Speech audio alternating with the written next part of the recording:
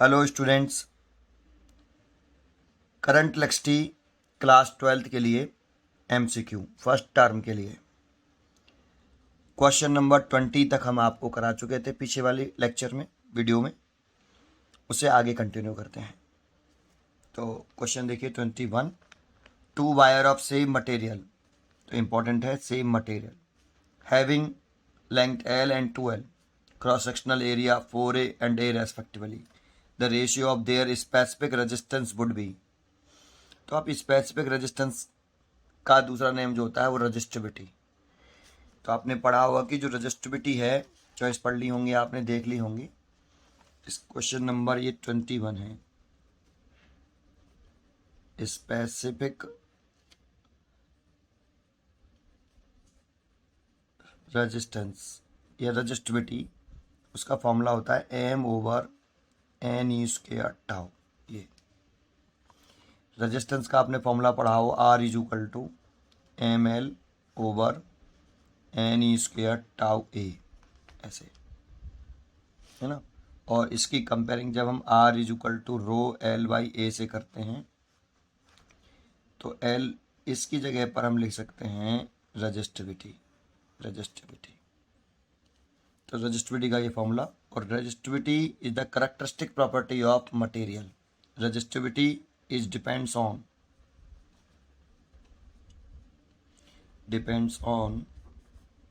n number of free electron per unit volume and relaxation time and tau. Resistivity is depends on n and tau, or n number of free electron per unit volume depends on nature of materials, and tau depends on temperature. So resistivity is depends on nature of material and temperature, and it is independent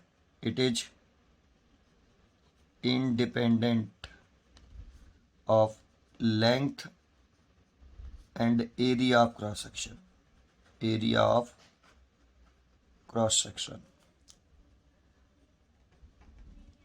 of the wire. Resistivity जो होती है वो length से और area cross section से independent होती है।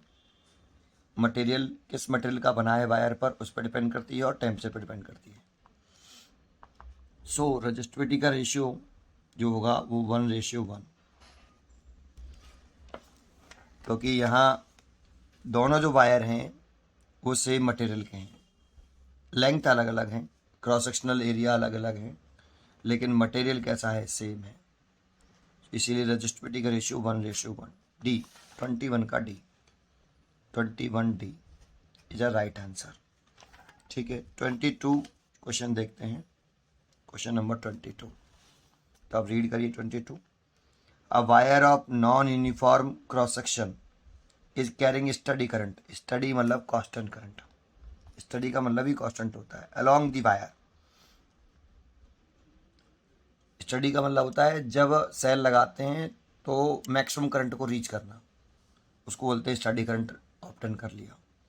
The current and current density are constant. Only current is constant. Only current density is constant. Neither current nor current density is constant. देखो, non uniform cross section area का wire है, non uniform cross section का area. That means कुछ इस तरह से है कि एक वायर है ऐसे ऐसे,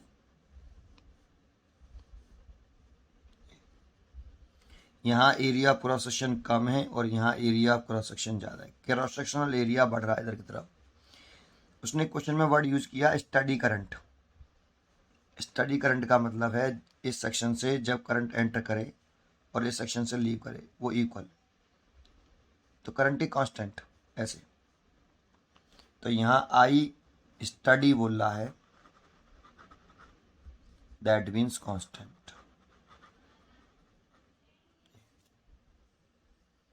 लेकिन current density J is a current density,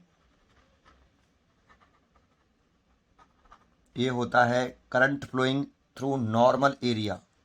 of cross section, current divided by normal area of cross section. अब देखो यहाँ ये एरिया क्रॉस सेक्शन नॉर्मल है, करंट ऐसे फ्लो कर रहा है, करंट इसके परपेंडिकुलर फ्लो कर रहा है, और एरिया क्रॉस सेक्शन अगर चेंज होगा, करंट तो कांस्टेंट है, तो J प्रोपोर्शनल टू 1/A। तो यहाँ पे A1 is less than A2, और A1 अगर लेस देन है तो J ज़्यादा हुआ, that is J1 is greater than J2। Area cross section small होगा, करंट इंटेंसिटी लार्ज होगी। ठीक है, करंट कांस्टेंट था, तो यहाँ पे करंट डेंसिटी तो चेंज हो रही है बट करंट कांस्टेंट है।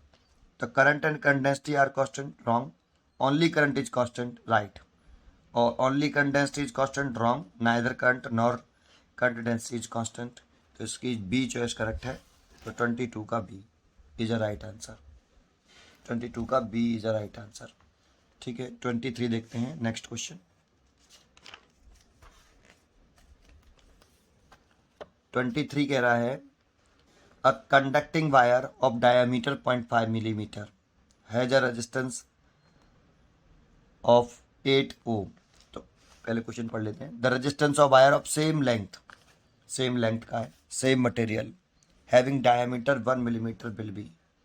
डायमीटर चेंज कर रहा है ओनली, मटेरियल चेंज नहीं किया, दैट मीन्स रेजिस्टिविटी चेंज नहीं करी, लेंथ चेंज कर ही नहीं रहा, केवल डायमीटर चेंज कर रहा है। तो देखिए आप जानते हो यहाँ पे क्वेश्चन में कहा है जो मटेरियल है वो दोनों वायरों का सेम है, तो इसका मतलब दैट इज रेजिस्टिविटी सेम है।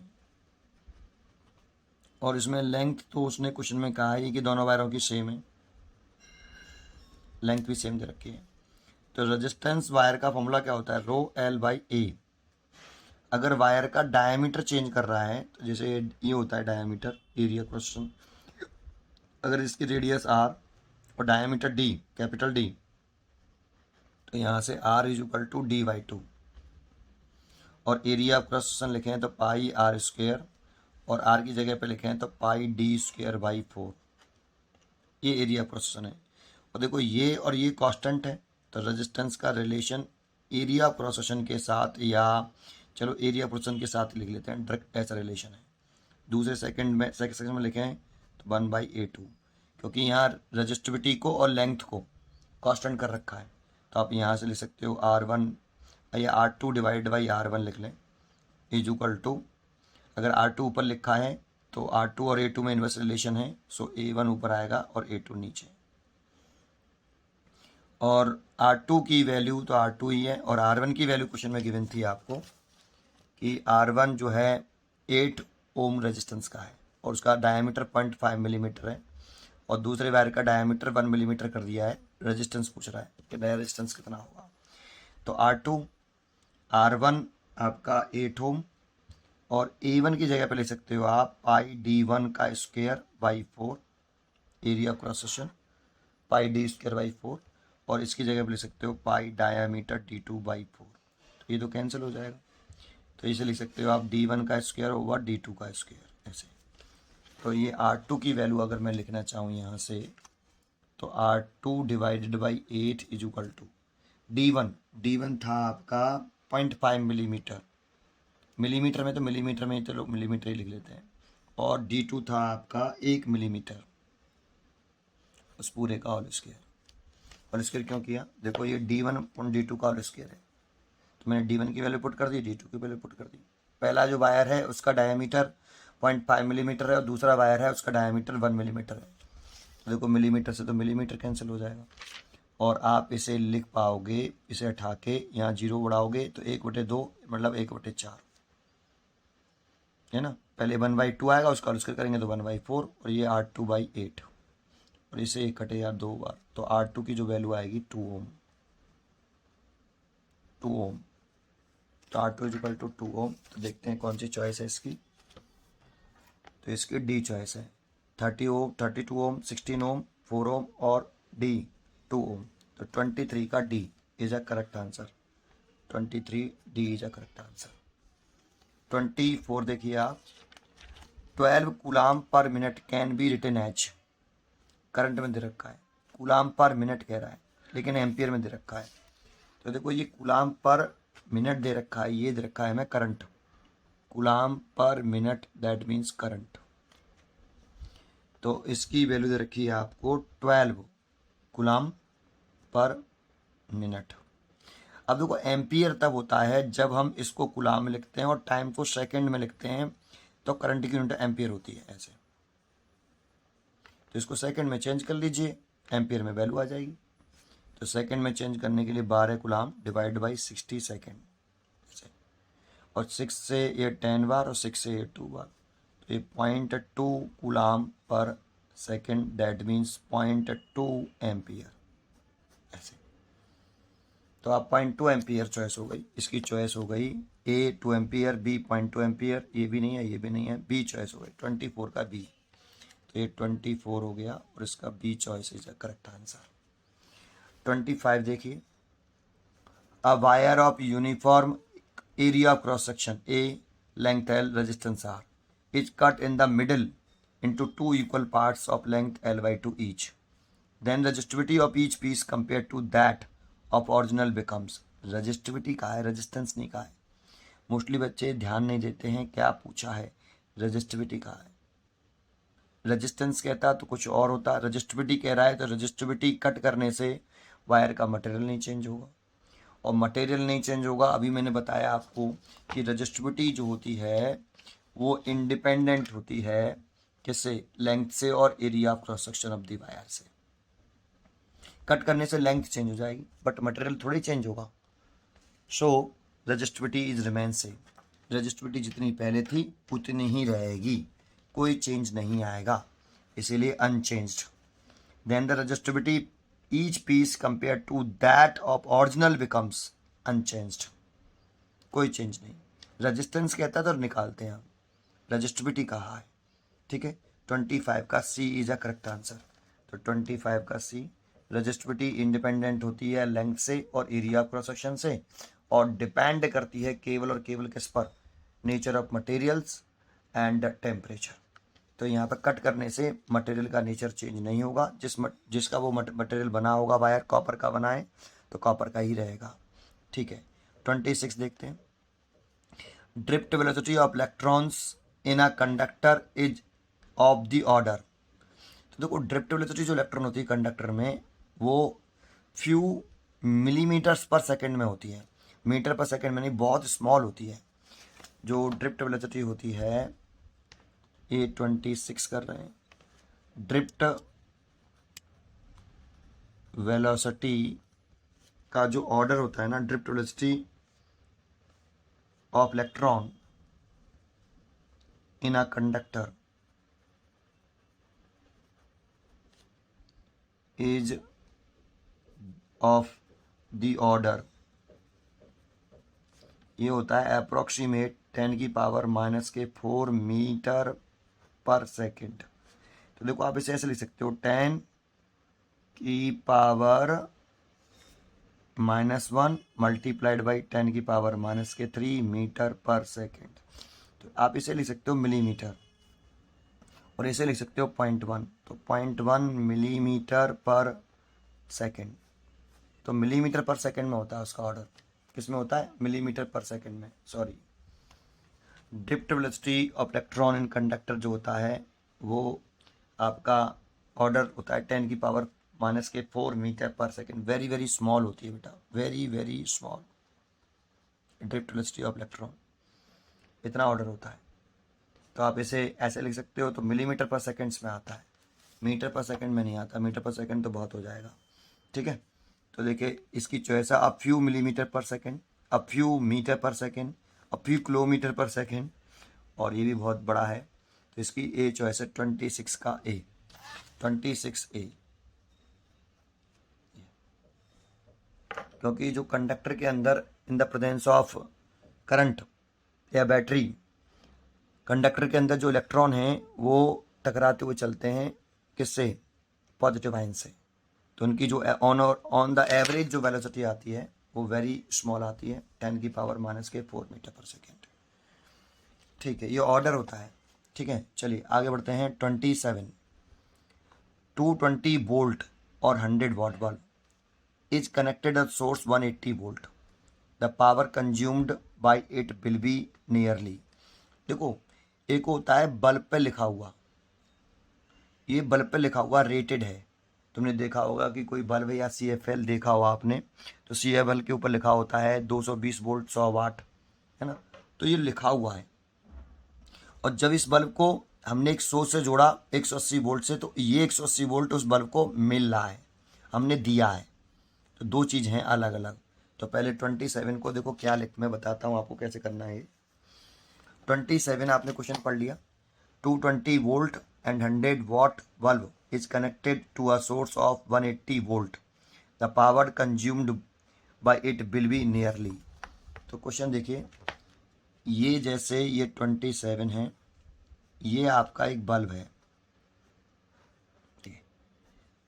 अब इसे किसी सोर्स से नहीं जोड़ा है, लेकिन इस बल्ब के ऊपर लिखा हुआ है कितना, V रेटेड बोलते हैं इसे, कितना, R फॉर रेटेड, या स्मॉल r लिखा देता हूँ, V स्मॉल r, ऐसे ये लिखा हुआ है 220 वोल्ट इसके ऊपर लिखा हुआ है, और इसकी पावर लिख रही है 100 वाट, ये इसके ऊपर लिखा हुआ है।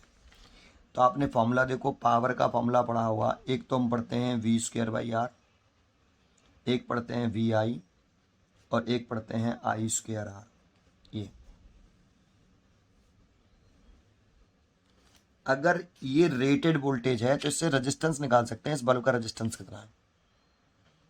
तो कैसे, तो पहले फॉर बल्ब के लिए लिख लें, ये सर्किट के लिए नहीं है, किसके लिए, बल्ब के लिए, जो बल्ब के ऊपर लिखा हुआ है उसके लिए है। तो power is equal to rated voltage divide by bulb का रेजिस्टेंस। तो ये 100 वाट लिखा हुआ है, VR हो गया 22, 220 इंटू 220, और रेजिस्टेंस हो गया कैपिटल R। तो देखो जीरो, ये जीरो से जीरो, इस वाले जीरो से ये जीरो, तो R आ गया 22 इंटू 22 ओम। अब पूछा क्या, इस बल्ब को फॉर सर्किट के लिए, अब सर्किट के लिए कर रहे हैं, ये फॉर सर्किट के लिए। अब इस बल्ब को किससे कनेक्ट कर दिया है, ये जो बल्ब है इसको एक सोर्स से जोड़ रहे हैं, ये सोर्स है आपका, कितने वोल्ट का है ये सोर्स, 180 वोल्ट का है। तो इस बल्ब के एंड के अक्रॉस कितना पोटेंशियल डिफरेंस क्रिएट हुआ, तो इस बल्ब के अक्रॉस जो पोटेंशियल डिफरेंस क्रिएट हुआ वो 180 वोल्ट। अब बल्ब को कितना वोल्टेज मिल रहा है, ये सर्किट से मिल रहा है, वो उसके ऊपर लिखा हुआ था। तो इसको 180 वोल्ट पूछ रहा है, मिल रहा है, पूछ रहा है कितनी पावर कंज्यूम करेगा, तो पावर कंजम्पशन पूछ रहा है बेटा आपसे। तो यहाँ लिख रहे हैं पावर कंज्यूम्ड,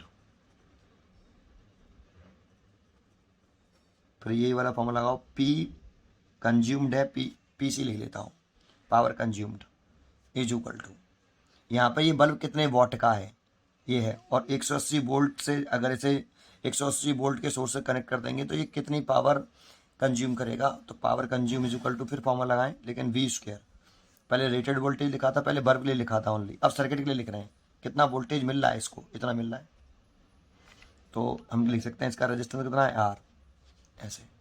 तो ये V² कितना हो गया, 180, 180, 180, और R हो गया 220 इंटू 20, ऐसे। अब इसको सॉल्व कर लेना है, तो इसको सॉल्व कर लीजिए आप, कितना आता है, देखो आप इसे सॉल्व कर लीजिए, 180 मल्टीप्लाइड बाई 180, टाइम बचाने के लिए ऐसा कर रहे हैं, और डिवाइड बाई 22, और डिवाइड बाई 22, 66.9, दैट मीन 67 लिख सकते हो, 66.9 के करीब आ रहा है, तो 67 वाट इतनी पावर कंज्यूम हो रही है, ठीक है। तो इसकी चॉइस चेक कर लेते हैं हम, तो 67 वाट, 27 का D, तो 27 का जो आंसर हो गया वो D is a correct answer, ठीक है। नेक्स्ट क्वेश्चन देखते हैं, आप नेक्स्ट क्वेश्चन पढ़िए 28 तब तक, क्वेश्चन नंबर 28। तो क्वेश्चन नंबर 28 देखिए,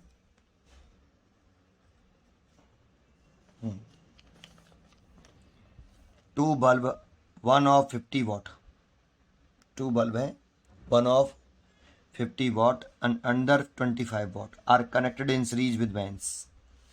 ठीक है, the ratio of current through them. तो देखो दो बल्ब हैं, किस में कनेक्ट किए गए हैं, सीरीज में, और सीरीज में कनेक्ट करते हैं तो करंट जो फ्लो करती है वो सेम फ्लो करती है। जैसे एक बल्ब ये लगा लिया हमने,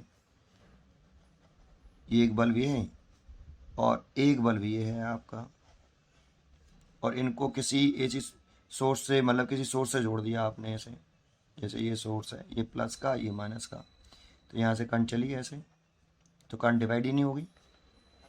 तो इसमें करंट और इसमें करंट सेम है, तो इन सीरीज कॉम्बिनेशन, इसने सीरीज कहा है ना, तो सीरीज कॉम्बिनेशन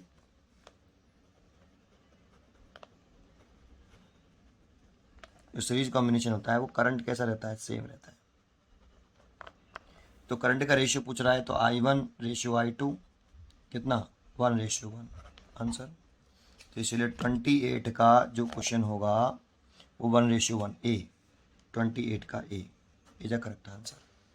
28 का ए करेक्ट आंसर हो गया। 29 देखिए, question number 29, 100 what 220 volt bulb, 220 केवल 200 वोल्ट, सॉरी 100 वॉट और 200 volt bulb is being operated at 160 volt power dissipation. अभी देखो हमने ये क्वेश्चन किया था इससे पहले वाला 27, ऐसे सिमिलर करना है आपको। ये रेटेड वोल्टेज है और इतना वोल्टेज पर ऑपरेट कर रहे हैं, यहाँ 180 वोल्ट पर कर रहे थे, यहाँ 160 वोल्ट पर कर रहे हैं, यहाँ पे भी पावर कंजम्पशन पूछ रहा था, यहाँ पे भी पावर कंजम्पशन पूछ रहा है। बिल्कुल सेम करिए, जैसे मैंने 27 किया वैसे आप 29 ट्राई करिए।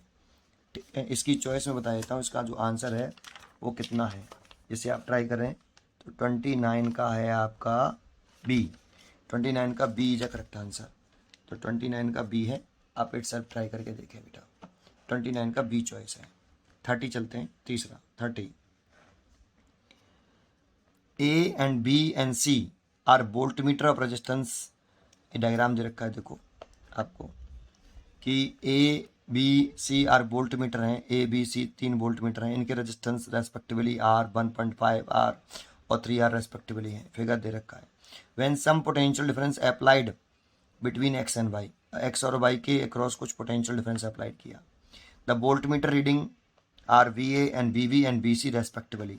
कैसा रिलेशन है, 4 चॉइस दे रखे हैं, तो देखो इसको कैसे करेंगे। ठीक है, अच्छा क्वेश्चन है काफ़ी। तो देखो इसके लिए आपको पहले जो डायग्राम दे रखा है कि यहाँ एक वोल्ट मीटर लगा रखा है ए, ये ए लगा रखा है, सॉरी ए लिख लो, और यहाँ पे एक और वोल्ट मीटर लगा रखा है बी, और यहाँ पर एक वोल्ट मीटर लगा रखा है सी, ऐसे, बस यही तो है। अब ए का रेजिस्टेंस रखा है आपको आर, तो इसका रेजिस्टेंस आर है, बी का रेजिस्टेंस है आपका, इस बी का रेजिस्टेंस है 1.5 आर। तो देखो थोड़ा सा इसको ऐसे कर लेते हैं, ए का रेजिस्टेंस मैं बोलते जा रहा हूँ, ए का रेजिस्टेंस आपने पढ़ लिया, बी का रेजिस्टेंस 1.5 आर है और सी का रेजिस्टेंस है 3 आर ऐसे, और इसको किससे कनेक्ट कर रहे हैं, किसी वोल्टेज से या किसी सोर्स से कनेक्ट करने की कह रहा है ना।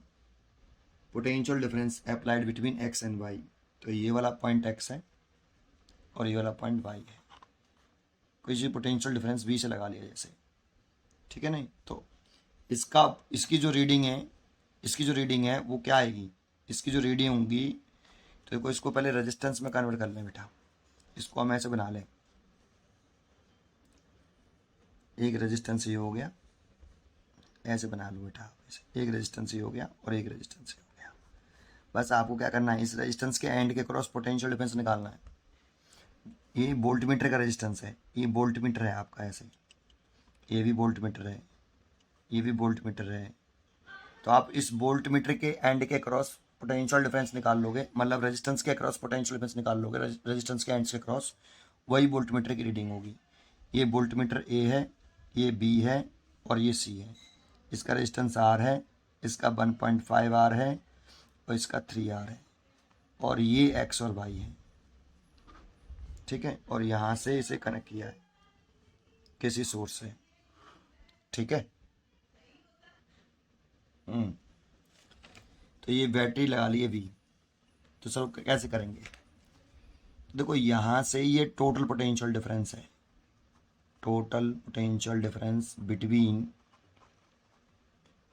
पॉइंट्स एक्स एंड वाई, ये, और यहाँ से जो करंट चलेगी वो आई टोटल करंट है।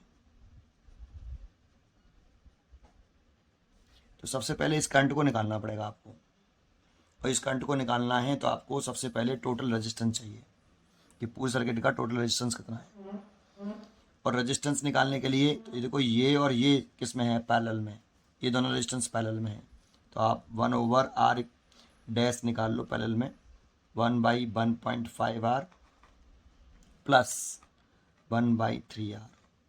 तो ये देखो, ये ऊपर पहुंच गया तो 10/15 हो गया, प्लस ये r भी है नीचे, प्लस 1/3r। यहाँ से आप इसे 5 से काट सकते थे, 5 से चलो 2 बार काट दें, ये 5 से 3 बार, और 3r एलसीएम ले लेते हैं, तो ये 2 हो गया प्लस ये 1 हो गया, तो ये 3/3r, ये 1/r dash. So r dash is equal to आ गया आपका r, 3 से 3 कैंसिल हो गया, ये r। अब इन दोनों का कॉम्बिनेशन करके r आ जाएगा, और वो r इसके साथ किस में होगा, सीरीज कॉम्बिनेशन में। सो टोटल रेजिस्टेंस कितना आ गया, टोटल रेजिस्टेंस आ गया r plus r, that means 2r। अगर टोटल रेजिस्टेंस 2r है तो टोटल करंट निकाल सकते हो। Total current I is equal to total potential difference, क्योंकि यहाँ पे इसका इंटर रेजिस्टेंस 0 मान के चल रहे हैं तो पोटेंशियल डिफरेंस लिख सकते हैं ओवर टोटल रेजिस्टेंस। और टोटल पोटेंशियल डिफरेंस लेट किया मैंने V, और टोटल रेजिस्टेंस है आपका 2R, तो ये टोटल करंट आ गई।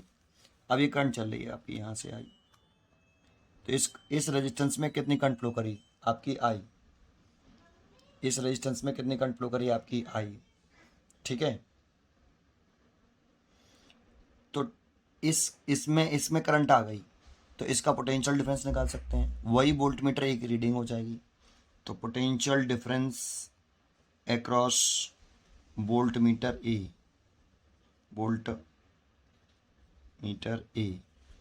तो वो VA लिख सकते हैं हम, कितना, current into resistance, I into R। तो I की वैल्यू है आपकी V/2 और R मल्टीप्लाइड बाई R, ऐसे। तो देखो R से R कट गया, तो इसके अक्रॉस पोटेंशियल डिफरेंस आया V/2। तो A की तो रीडिंग आ गई V/2, B और C की और देखते हैं। अब यहाँ से आके आप देखिए, ये करंट 2 पार्ट में डिवाइड होगी, एक इधर जाएगी और एक इधर जाएगी। तो अगर ये करंट 2 पार्ट में डिवाइड हो रही है, लेट कर लेते हैं कि ये I1 में और ये वाली I माइनस I1 में। अब देख के बताइए, इस 1.5R और 3R किस कॉम्बिनेशन में है, पैरेलल कॉम्बिनेशन में है। तो पैरेलल कॉम्बिनेशन में पोटेंशियल डिफरेंस सेम होते हैं, तो पोटेंशियल डिफरेंस सेम करके करंट निकाल सकते हैं इनको। तो लिख लीजिए 1.5R and 3R are in parallel combination, और पैरेलल कॉम्बिनेशन में है तो इनके पोटेंशियल डिफरेंस सेम होंगे। और पोटेंशियल डिफरेंस लिखें इसका, तो करंट इंटू रेजिस्टेंस, तो इसमें कितनी करंट फ्लो कर रही है, देखो I1 कितना रेजिस्टेंस है 1.5, तो I1 इंटू 1.5R, और इसमें कितनी करंट है I माइनस I1, इसका पोटेंशियल रेजिस्टेंस कितना है 3R, तो R से तो R कट गया। इस पॉइंट को उठा के आप 10 कर सकते हो नीचे, तो देखो 3 से ये कट गया 5 बार ऐसे, और ये हो गया 5 से ये कट गया 2 बार, तो I1 divide by 2, I1 divide by 2 is equal to I minus I1। इसको इधर ले आइए तो 3I1/2 हो जाएगा इज इक्वल टू I। तो आप यहाँ पे I की वैल्यू पुट कर दीजिए, तो 3I1/2, I की वैल्यू है V/2R, V/2R। देखो I की वैल्यू थी V/2R, तो पुट कर दी, तो देखो 2 से तो 2 कट गया, तो I1 आ गई, I1 हो गई V/3R। ये I1 इतनी, तो I माइनस I1 कितनी, तो I है V/2R और ये है V/3R। तो यहाँ से 6R एलसीएम ले लिया और V कॉमन ले लिया, तो ये हो जाएगा 3R माइनस 2R, तो ये हो जाएगा V/6R। ये I माइनस I1, ठीक है। So potential difference across volt meter B, वो बी इधर रखा है, इसकी वैल्यू निकालें। तो देखो वोल्ट मीटर बी का पोटेंशियल डिफरेंस निकालना है, तो इसी का करंट इसी का रेजिस्टेंस, सो I1 इंटू 1.5 R। I1 की वैल्यू निकाली मैंने V/3R मल्टीप्लाइड बाई 15/10 R से तो R कैंसिल, 3 से ये कट गया 5 बार और 5 से कट गया ये 2 बार, तो V/2, ठीक है। और ऐसे ही आप पोटेंशियल डिफरेंस अक्रॉस निकाल सकते हो volt meter C volt meter के क्रॉस निकालें तो VC करंट कितना है I माइनस I1, देखो करंट कितना है I माइनस I1, रजिस्टेंस कितना है 3R, ये 3R है।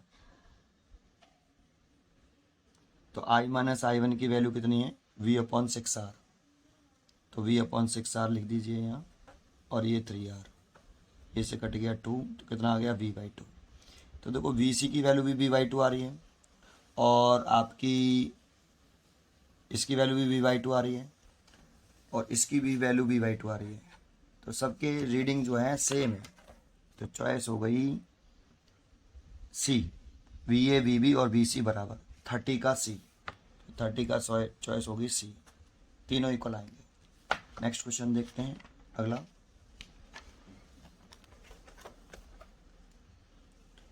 31, देखो ये 31 क्वेश्चन मैं कई बार करा चुका हूँ आपको, इसमें ही इसी वाले पीछे के जो पार्ट दे रखे हैं, मैंने इसमें बहुत सारे पीछे पार्ट ना रखे हैं करंट लेक्स, ठीक है, उसमें ये क्वेश्चन है किसी न किसी में, इसलिए ये नहीं करा रहे, ये दो बार करा चुका हूँ, ये तीसरी बार आया है, फिर अलग अलग बुक से करा रहा हूँ ना, इसीलिए तो ये इस वाली बुक में फिर रिपीट हो रहा है, तो इसलिए ये नहीं कर रहे।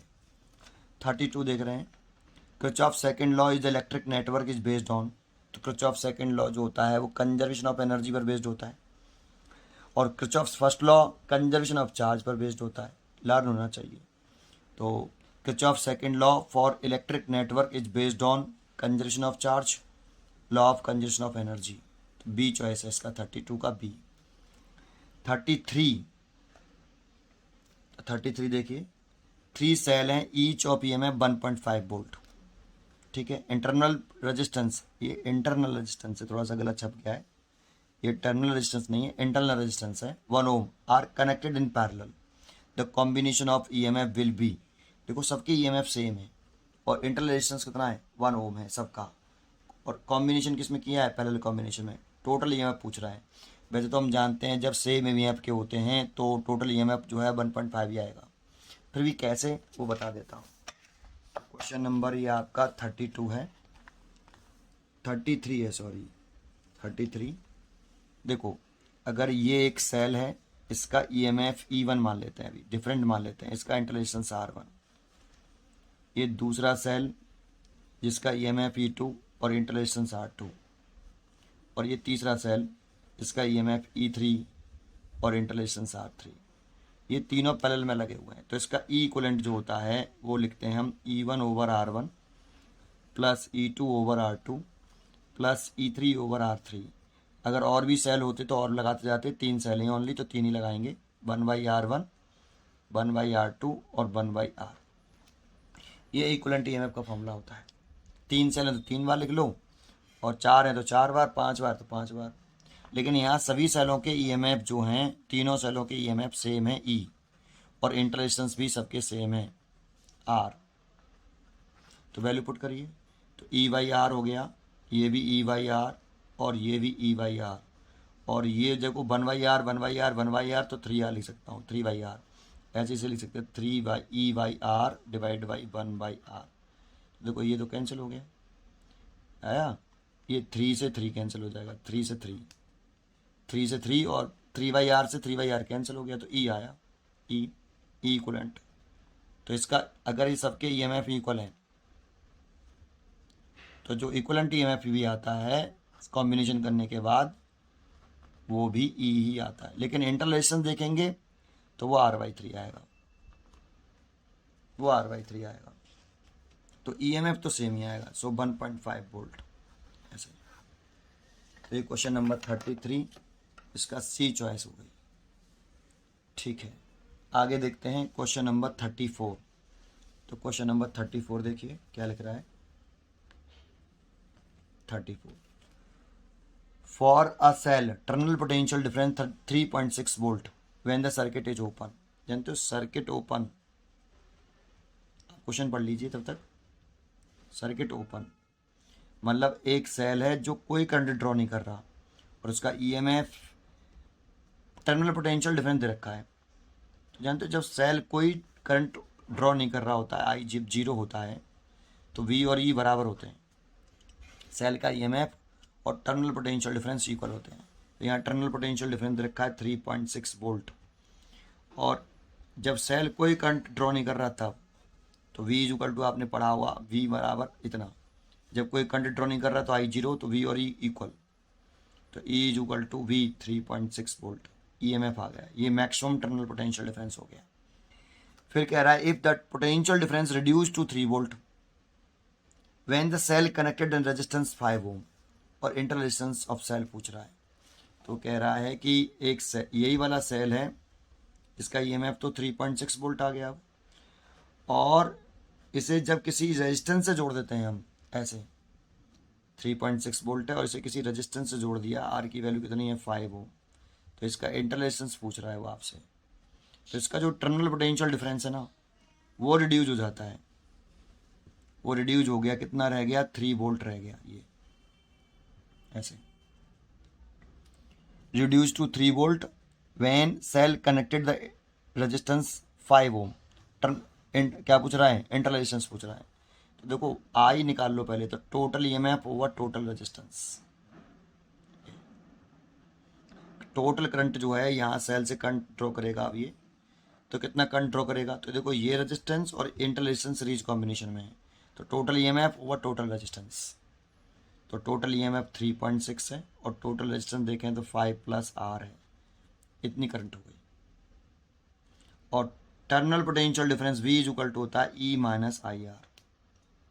V इज इक्वल टू कितना, E माइनस आई आर। अब V की वैल्यू रखी है आपको 3, E की वैल्यू रखी है 3.6 माइनस आई आर। तो आई आर इंटर रेजिस्टेंस पूछ रहा है, तो यहाँ से आई आर लिखें तो 3.6 माइनस के 3, तो आई की वैल्यू यहाँ से निकालें हम, तो यहाँ से लिख सकते हैं I R is equal to 0.6, और आई की वैल्यू पुट कर सकते हैं हम 3.6 divided by 5 plus R is equal to 0.6। ऐसा देखो आई की value 3.6 divide by 5 plus R थी, तो ये वाली वैल्यू मैंने यहाँ पर पुट कर दी आई की वैल्यू। अब देखो ये 0.6 से ये वाला पॉइंट हटा दें, और 6 से कितनी बार कट गया 6 बार, तो 6 is equal to 5 plus R, तो R is equal to 1 ohm, inter resistance आ गया 1 ओम, इंटर रेजिस्टेंस 1 ओम आ गया। तो इसकी चॉइस है ए, 34 का ए इज द करेक्ट आंसर। ठीक है, इससे आगे नेक्स्ट क्वेश्चन नेक्स्ट पार्ट में पढ़ते रहिए और खुश रहिए। Thank you.